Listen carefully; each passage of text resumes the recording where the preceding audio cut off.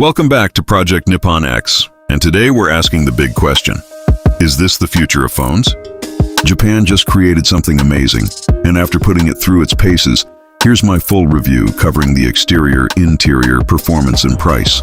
Starting with the exterior, this phone is a masterclass in Japanese design. The body is crafted from brushed aluminum with a ceramic glass back that feels silky yet grippy, and it shrugs off fingerprints effortlessly.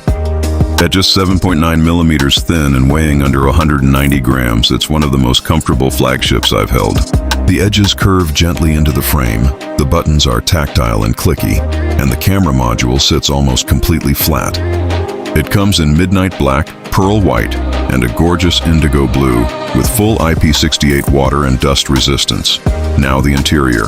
You're looking at a 6.7-inch OLED display with a 120 Hz adaptive refresh rate, over 2,000 nits of peak brightness, and colors that look stunning whether you're watching videos outdoors or scrolling at night.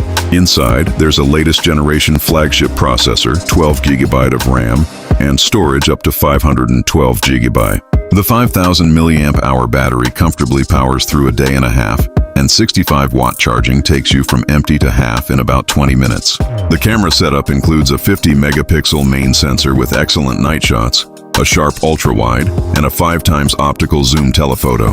When it comes to performance, this phone flies. Heavy games run at max settings without stutter, the vapor chamber keeps things cool, and the software is clean, fast, and blissfully free of bloatware. The speakers are loud and balanced, and the haptics feel incredibly premium. Finally, price. It starts at around $799, topping out near $999, undercutting most rival flagships while matching them spec for spec. So is this the future of phones? It just might be.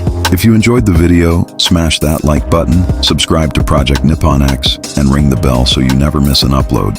Drop your thoughts in the comments, and I'll see you in the next one.